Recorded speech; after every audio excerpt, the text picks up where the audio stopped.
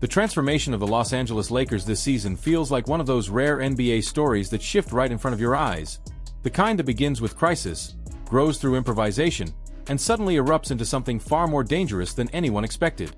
Teams missing an all-time great for the first 14 games aren't supposed to start 10-4. They aren't supposed to look organized, confident, and unpredictable. They aren't supposed to discover two new stars, unlock a new offensive identity, and quietly build one of the most terrifying foundations in the league. And yet that's exactly what happened. The Lakers survived without their cornerstone. They didn't merely survive, they evolved. And the moment LeBron James returned, everything that had been cautiously holding together suddenly snapped into perfect alignment. His return against the Utah Jazz didn't feel like a comeback so much as a recalibration. At first, everything looked messy, choppy, and unsettled. The exact kind of rhythm you expect from a team trying to fold a legend back into a structure that had rebuilt itself without him. The defense sagged. The spacing looked off. Luka Doncic, who had been carrying the team, coughed up early turnovers.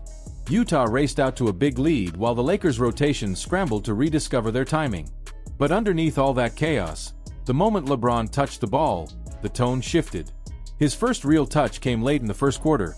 A downhill drive followed by a kick-out to a wide-open shooter. Simple, clean, stabilizing. Then came the catch-and-shoot three. Then the post touches. Then the skip passes that turned static possessions into easy points.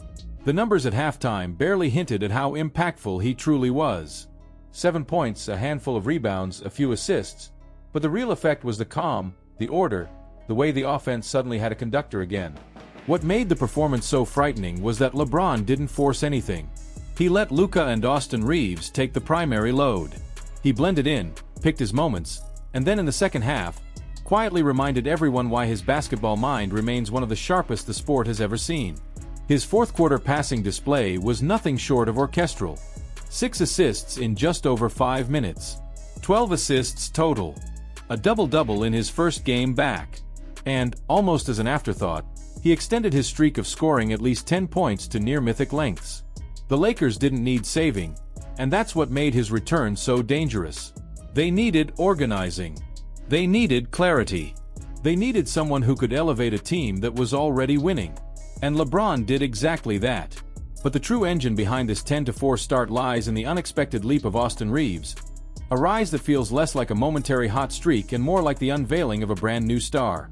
Reeves no longer looks like an undrafted role player or an energetic second option. He looks like someone who legitimately believes he can dominate stretches of NBA games. And he's proving it night after night. With Luka sidelined earlier in the year, Reeves didn't just fill in. He commanded games, manipulated defenses, lived at the free throw line, and played with a confidence that suggested the league still hasn't fully adjusted to what he has become. His footwork tightened. His passing sharpened. His ability to get downhill against almost anyone became a weapon that opposing defenses had to respect. Now with LeBron back, Reeves slides perfectly into a role that feels almost unfair. He is no longer burdened with primary creation, no longer asked to carry entire quarters on his shoulders. Instead, he becomes one of the most overqualified third options in basketball. And the Utah game showed exactly how destructive he can be in that space. He put up 26 points, barely missed a shot, punished defenders at the rim, and forced the Jazz into constant collapse. When Reeves becomes your release valve instead of your lifeline, your offense stops surviving and starts dominating. That alone elevates the Lakers into another tier. And then there is Luka Doncic, who has been playing with a kind of force and consistency that makes MVP conversations feel incomplete without his name.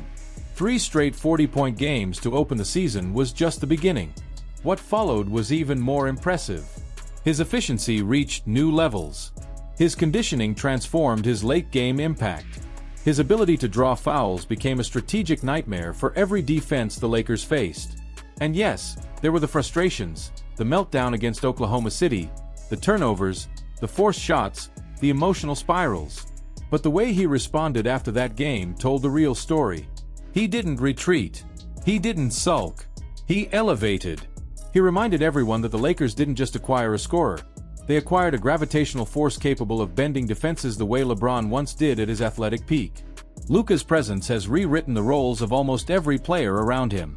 Without him, the offense becomes heavy, hesitant, overly reliant on Reeves or a mid-range bailout from Rui Hachimura. With him, everything clicks. Shots become cleaner. Cuts become sharper. DeAndre Ayton suddenly turns into a high-level finisher instead of a creator. The floor expands. The tempo rises. And most importantly, LeBron no longer carries the weight of being the team's structure. Luka gives the Lakers that identity now, and LeBron enhances it. This is where the team's full potential comes into focus.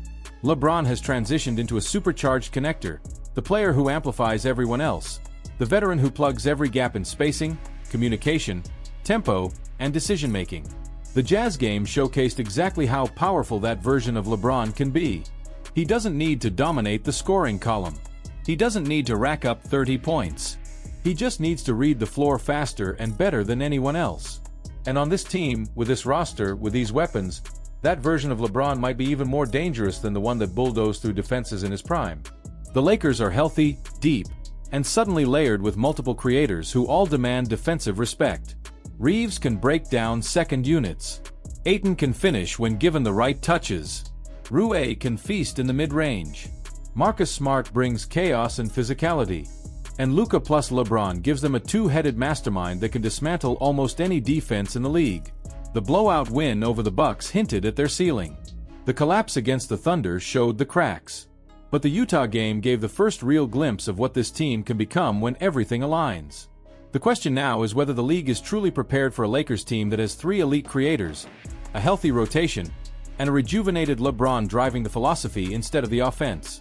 Because if this Jazz game was the baseline, if this is what they look like while still shaking off rust, then the peak might arrive much sooner than anyone expected. And that peak could be the kind of threat that rattles the entire Western Conference. But if you think the Lakers look terrifying right now, wait until you see what comes next. What Giannis is doing this season is rewriting expectations across the league, and that breakdown takes everything to another level. Let me know your thoughts in the comments. Hit like if you enjoyed this deep dive, and make sure to subscribe for more powerful NBA breakdowns. The next video is already waiting for you, and you won't want to miss it.